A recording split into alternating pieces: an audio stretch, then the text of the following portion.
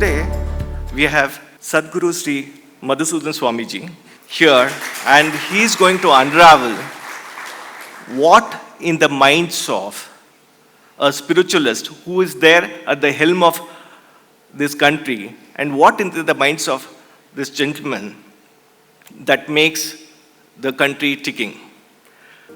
A milestone that will change the future of medical education in India was accomplished by the Sri Sai University for Human Excellence by the setting up of India's first totally free medical college, Sri Madhusudan Sai Institute of Medical Sciences and Research. Selfless service personified, Sadhguru Sri Madhusudan Sai, a revered spiritual leader. Building a new India. As we all know, India is the most ancient land, most ancient civilization in the whole of the world. We are proud residents of this country, which has been there almost forever. Though recorded history only puts us on the dateline for maybe 5,000 years ago or something like that, but unrecorded history of our spiritual scriptures take us back to more than 10 to 15,000 years ago. That's as far as we can see from here today, but I'm sure we are older than that. We are the smartest race on earth. At the same time, we are the most spiritual race on earth. And that's the uniqueness of being Indians. We are modern, yet we are ancient. And when we think of building the new India, especially in this Amrit Kal of the next 25 years, it's about building a new India on the ancient principles of our spiritual heritage. And this is what I wanted to bring to your notice. Now, this is our opportunity, a moment that we must seize to do it right this time. In the last 100 years, as we have seen, several countries have come out of poverty, they have progressed, many of them are developed nations, the first world. But have they done it right is the question that we all must ask. Is there something that we can learn from what has happened so far and build an India, the new India, a little differently from the other countries who have only focused on economic progress, leaving a lot of other social and cultural aspects, especially spiritual aspects, behind. So we, being a nation which was founded on the principles of spirituality, oneness of everything and everyone, and the prayer as it goes, I often quote that, Sarve bhavantu sukhinaha, sarve santu niramayaha, sarve bhadrani pashyantu, ma kaschit dukkham apnuyat. Look at the magnanimity of this prayer, which says, let everyone be happy and healthy. May no one have any sorrow whatsoever. May everyone see auspiciousness and good everywhere. That is the prayer. We did not pray for just ourselves or our company or our country. We prayed for the entire humanity. We said, may everyone, that includes birds, bees, as I was told, WMG is also very actively involved with wildlife preservation, conservation. So everybody is included in that, the trees, the birds, the bees, the mountains, the rivers, the entire environment, the ecosystem, the atmosphere, everything and everyone is included in this happiness, which we always dreamt of. And so when we build the new India that we are all talking about, will this India be the India that our ancients had thought about, dreamt of and prayed for? Or will this just be another economic growth engine for the rest of the world? Is a question that we must ask and accordingly take the next steps. Few centuries ago, India contributed to a quarter of world's GDP is what I was told. Today, maybe 3%, 4% of the world's GDP.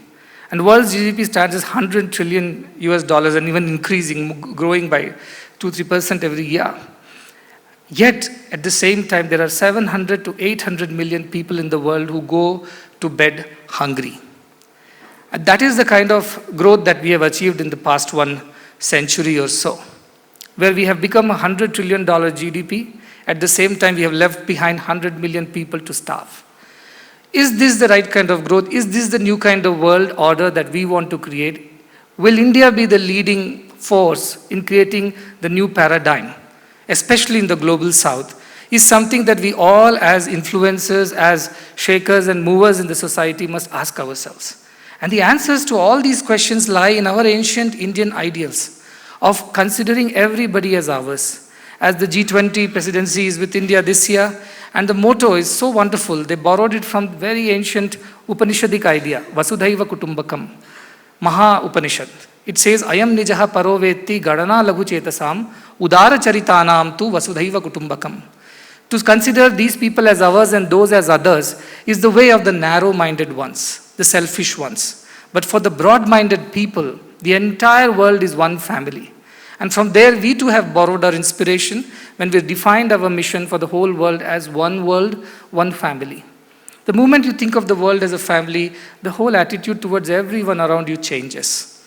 Suddenly you feel more compassion, more kindness, more camaraderie, more fraternity, more connection with each other. And then we are willing to do whatever is in our might to help each other because we are a family. Vasudhaiva Kutumbakam. I don't think in the history of G20 summits ever anybody thought of an idea as beautiful as this. That whole world is our family and India has to show the way. As I keep talking to different people from different sectors, I keep telling them, we don't have to do anything. We just have to go back to our ancient roots. And all the new shoots that appear will be right. Mahatma Gandhi was once asked, by a journalist, an impatient journalist who said, I do not have all the time in the world to listen to your entire discourse. Please tell me about your philosophy in just 3 words. And Mahatma Gandhi summarized it from one of the Upanishad he taught, from Isha Upanishad. And he said, Tena tyaktena bunjitha. Tena tyaktena bunjitha. Sacrifice and enjoy. Not enjoy and then sacrifice. He simply said sacrifice and then enjoy. What does that mean? This again is a very ancient Indian idol, and I tell in every forum this is the solution to all the problems of the world. Consume, but with a sense of sacrifice. Consume only as much as you need and not as much as you want. Principles of economics, resources are scarce and our wants are unlimited. With limited resources, we want to achieve unlimited wants, and that's why we need economics and all of you. But the truth is that our Indian ancient principle said, just take as much as you need and leave the rest. Even if you have earned it rightfully, it does not belong to you. In fact, the whole shloka says, Ishavasyam idam sarvam yatkinchat jagatyam jagata tena tyaktena bhunjitha ma grudha kasyas vidhanam. Which means the whole world is permeated by the same divine force. Everybody is equal in that divinity. So how do we behave when we know that we are all equal in some way? Forget about divinity, even otherwise we are equal. We feel the same hunger, we feel the same sleep, we feel the same sadness. And with COVID, we all have felt the same pain and suffering. COVID was a great leveler, I must say. And it's taught us some very important lessons as humanity. So we are all equal in so many ways. So when we know we are equal in so many ways, how are we to behave in this world? What are we supposed to do? And it says, Tena tyaktena bunjitha. Therefore, consume, but with a sense of sacrifice. Think of others as well who do not have the same privileges and opportunities as us. And the last part of the shloka is even more beautiful. And that connects us all, that connects economics with spirituality, with social service, with governance and everything. And that says, Ma grudha kasyas vidhanam. Don't take another person's wealth. Which means don't steal another person's belongings. And you would say, who would do that? That's crime, and legal system is there around. We would be caught. But it is much deeper than that. It says, whatever is not needed by you, it does not belong to you.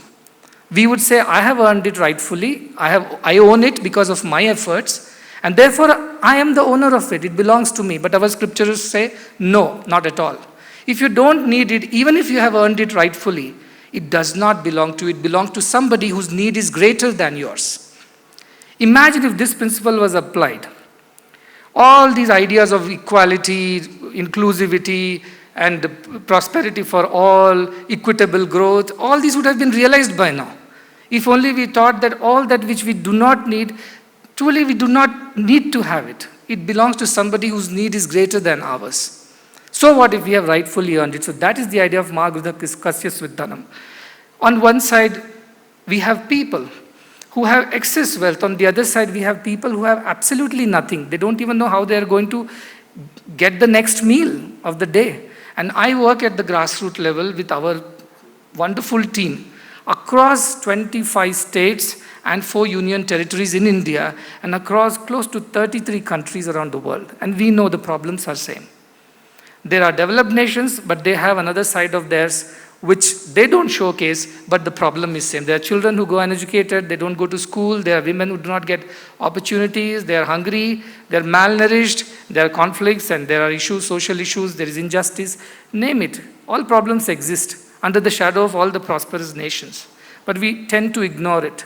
So they have built these nations on these principles of pure economics, pure capitalism. But as India, it's our time to build the new India in a different way. Do it better than them, not because we can grow faster than them, not because our GDP or per capita will be more than theirs, but simply because in our country, this dream of let everybody be happy, may everybody be prosperous, may everybody be healthy will be realized, which has not been realized in any of the developed nations of the world as of now. This is our opportunity, this is our moment to seize. And how do we all connect? And I say that if you draw a grid, an x-axis and a y-axis, and you put giving on the x-axis and taking on the y-axis. Now all life is give and take, as we all know. You put them on two axes and then you will find four kinds of people in the world. One, who give less and take also less. They're called minimalists. No, they do not want to take too much, but they also do not want to give too much. They survive with limited means.